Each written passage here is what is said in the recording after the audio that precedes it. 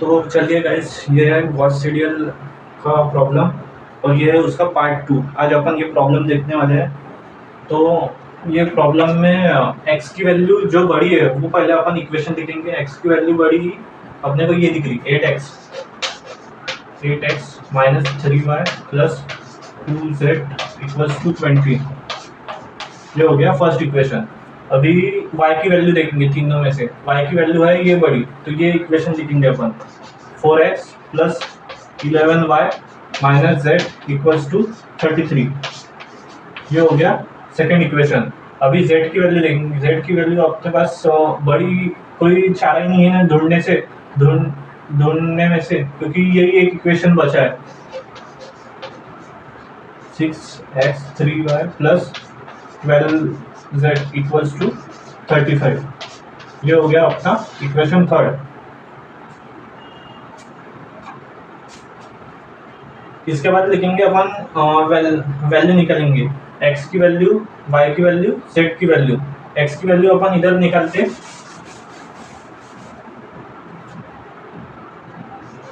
x equals to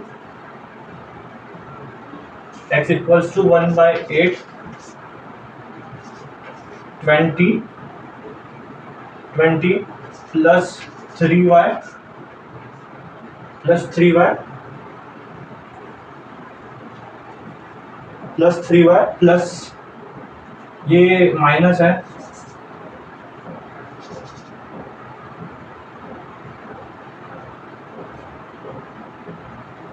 ये अपना minus है, तो plus 3y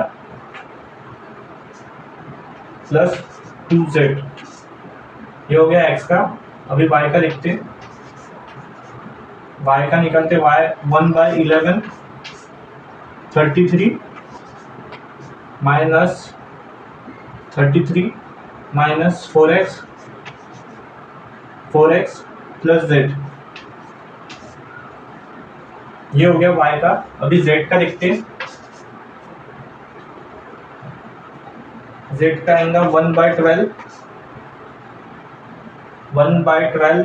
35 minus 6x minus 3y।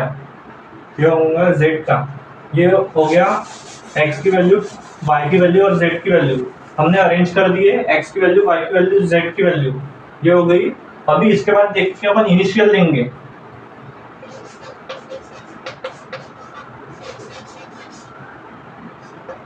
Initially x is equal to 0, y equals to 0 and z equals to 0। इन तीनों भी equation में x, y और z की वैल्यू 0 डालनी है। ये अपना x, तो x 1/8 20 प्लस 3 0 प्लस 2 0, तो इसकी वैल्यू आएंगी 2.5। इसकी वैल्यू गाइस 2.5 आएंगी। और y की वैल्यू जो देखते हैं अपन 1/11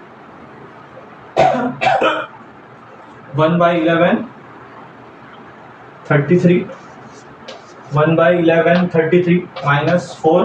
x की वैल्यू मिली है हमें 2.5 और z तो अपना ये 0 है, 0 एज इट इज। तो इसकी वैल्यू है 2.09। z 1/12 35 minus 6। x की वैल्यू हमें मिली है 2.5 माइनस 3y की वैल्यू मिली हमें 2.09। तो इसकी वैल्यू है अपनी 1.14। ये हो गई x, y और z की वैल्यू। इसको यहाँ लिखते हैं x, y, z की वैल्यू। x इक्वल्स टू जो x equals to 2.5, y equals to 2.09 और z इक्वल्स टू 1.14। ये हो गया गाइस इनिशियल लेके अपन ने पुट किए x की वैल्यू x की जगह, y की वैल्यू y मतलब z की वैल्यू z की जगह 0 पुट किए, फिर उससे अपने को मिली x की वैल्यू, फिर अपन ने y की वैल्यू ढूंढते वक्त अपन को यहाँ पुट करना था x, तो x जो मिला था अपने को पुट करके वो अपन ने यहाँ पे रखे और 0, तो आए इसका y की वैल्यू आई 2.09, अपने को x और y की वैल्यू मिली थी, तो z की वैल्यू ढूंढते वक्त x और y चाहिए रहता है, तो x की वैल्यू लिखे अपन ने यहाँ पे और y की वैल्यू यहाँ पे लिखे, तो 1.14 ये अपने को मिली x y z, x की वैल्यू मिली 2.5, y की वैल्यू मिली 2.09 एंड z की वैल्यू मिली 1.04। ऐसे ही अपन सेकेंड इटरेशन अभी सॉल्व करेंगे, मतलब सॉरी फर्स्ट इटरेशन सॉल्व करेंगे। ये पुट करेंगे अपन, ये वैल्यू x y z की जगह पुट करेंगे फर्स्ट इटरेशन के वक्त।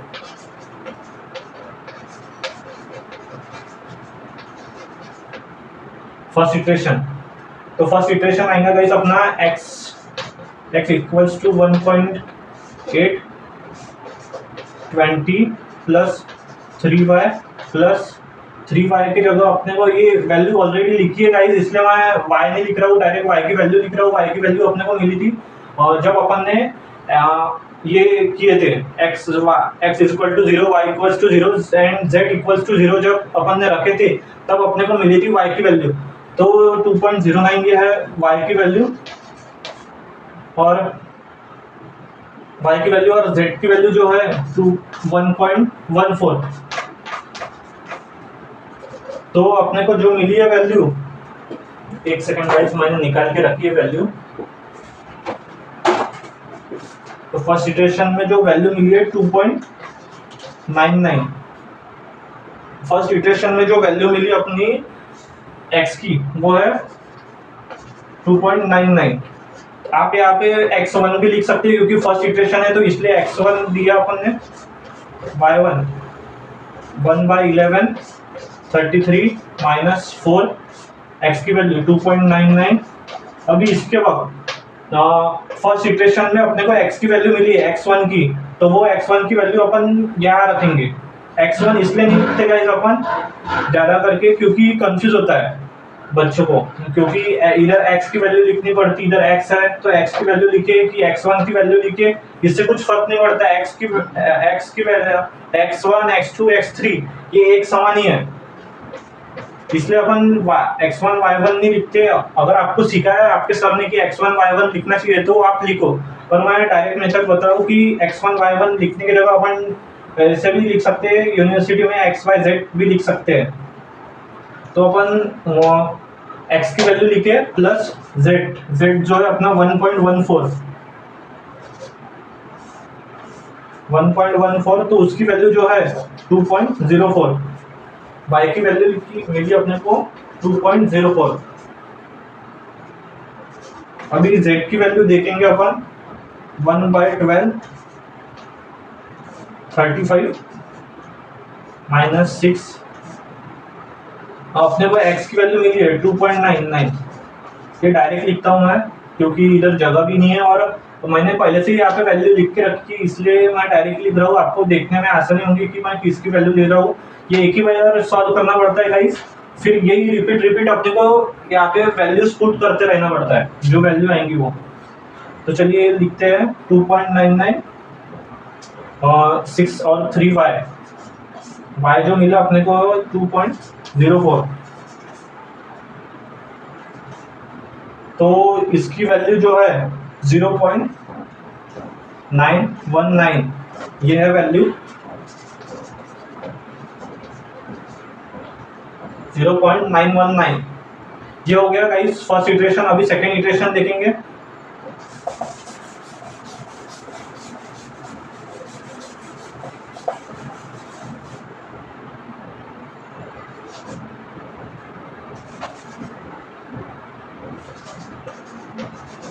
सेकेंड इटरेशन सॉल्व करते वक्त अपन x की वैल्यू लिखेंगे, x क्या था अपना x 1/8। ये गाइस आपको हर जगह वैल्यू लिखनी पड़ती है, ये तीनों भी जो इक्वेशन है वो हर वक्त इटरेशन के वक्त लिखना पड़ता है, इसलिए मैं डबल लिखने से अच्छा एक ही बार लिखा है तो मतलब ज़्यादा समझ में आता है। 20 + 3 y अपने को मिला था फर्स्ट इटरेशन से 2.04 प्लस 2 z नहीं z मिला है अपने को, यहाँ पे जगह नहीं होगी, प्लस 2 z 0.919 ये अपने को z मिला। अभी इसको सॉल्व किया तो इसका जो आंसर है सेकेंड इक्वेशन का 3.48 ये आंसर आ रहा 3.48। इसकी भी वैल्यू यहाँ पे लिख लेते हैं 3.48। अभी y की ढूंढते वक्त y की वैल्यू ढूंढते वक्त 1.1133 - 4 x अपने को मिला है 3.48। रिसेंट वैल्यू जो मिलती है अपने को x y z की वैल्यू वो पट से लिख के अपने को कैलकुलेशन करना पड़ता है कैलसी में। 3.48 प्लस z जो मिला अपने को वो अपन z लिखेंगे अपन फर्स्ट इटरेशन से, क्योंकि रिसेंटली तो अपने को वही मिला ना 0.919।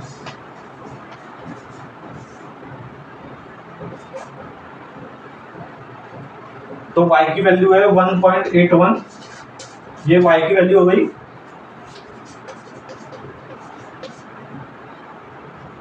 अभी z की वैल्यू ढूंढते हैं।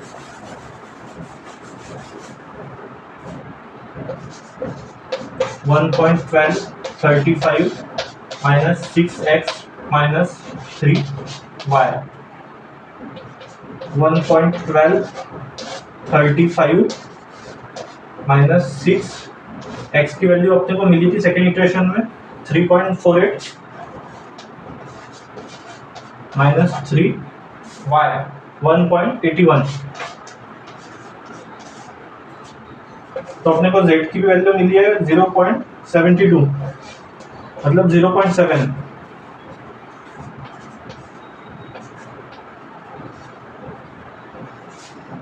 ये हो गया गाइस सेकेंड इटरेशन। आप स्क्रीनशॉट भी ले सकते हैं,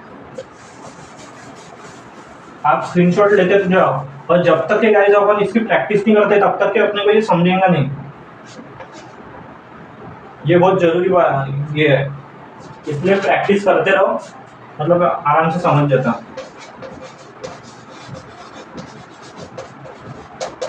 थर्ड इटरेशन के वक्त आएगा x की value 1/820 plus 3y plus y नहीं 1.81 प्लस 2z z की वैल्यू है अपनी 0.7, तो आएंगी 3.358 मतलब हाँ इंक्रीजिंग में है। अपन 3.4 भी लिख सकते हैं, पर पूरी वैल्यू लिखी तो अच्छी बात है। तो x की वैल्यू मिली अपने को 3.358।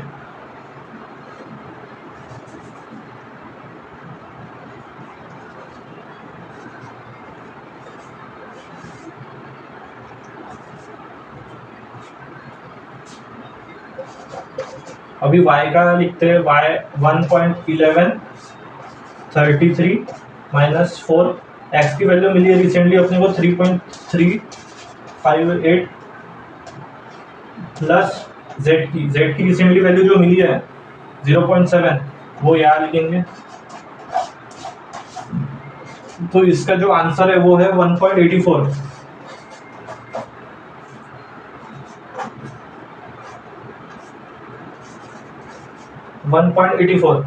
अभी ढूंढेंगे z की वैल्यू। चॉक ले लेता हूँ गाइस। z की वैल्यू है यहाँ 1.1235 - 6x x की वैल्यू रिसेंटली जो मिली थी अपने को 3.358 3.358 माइनस 3 वाई की वैल्यू रिसेंटली मिली अपने को 1.84, तो जेड है अपना 0.7, यहाँ पे लिख लेता हूँ 0.7। ये हो गया थर्ड इटरेशन। अभी देखते फोर्थ इटरेशन। जब तक के वैल्यू सेम नहीं आती गाइस तब तक ये करते ही रहना पड़ता है, इसलिए तो ये 8 नहीं तो 6 मार्क का आता है गाइस। अगर आपने मैथ्स में, जैसे मैं डिग्री के पेपर के हिसाब से बता रहा हूँ, अगर आपने 3 भी प्रॉब्लम कर लिए तो आपके पेपर निकल जाते। 45 ये मिलते हैं, उसमें से इंटरनल मिलते होंगे 25 मार्क, और उसमें से ये अपन ने अगर समझा 20 मार्क का भी पेपर सॉल्व कर दिए तो अपना पेपर निकल जाता है। पर पूरा करो, मेरे हिसाब से तो पेपर 20 मार्क का ही मत करो। फोर्थ इटरेशन में अपन देखेंगे x की वैल्यू 1/x मतलब 820 प्लस 3 y। रिसेंटली अपने को वैल्यू मिली थी y की 1.84 प्लस 2 0.7, तो x की वैल्यू मिली है अपने को फोर्थ इटरेशन में 3.38। और अभी y का देखते हैं, मैं ये डायरेक्टली लिखता हूँ गाइस, क्योंकि मतलब जगह नहीं है यहाँ पे, मतलब आपको समझ में आएगा आसानी से। अभी खत्म ही होने वाला है। 3.38 प्लस z की रिसेंटली वैल्यू जो मिली है 0.7, यहाँ पे लिख लेता हूँ 1.84, और ये z का जो है 1.12 35 माइनस 6। रिसेंटली वैल्यू x की जो मिली अपने को 3.38 माइनस 3 y की जो वैल्यू मिली y की 1.84, मतलब इसका जो आया 0.7 आंसर आया। तो आया ये, मतलब थर्ड इटरेशन की जो वैल्यू थी, अपन ये सब मिटा देते हैं ऊपर का। थर्ड इटरेशन की जो वैल्यू है, थर्ड इटरेशन की वैल्यू जो है x इज इक्वल टू 3.3 है, और y की जो वैल्यू है 1.84, और z की जो वैल्यू है 0.7, मतलब है थर्ड इटरेशन। और ये फोर्थ इटरेशन। थर्ड इटरेशन में x की वैल्यू और फोर्थ इटरेशन में x की वैल्यू 3.38, मतलब सेम ही है 3.3, और y की value 1.84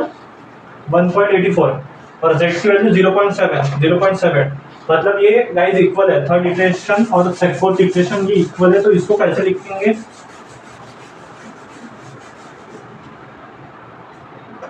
Therefore, both the iteration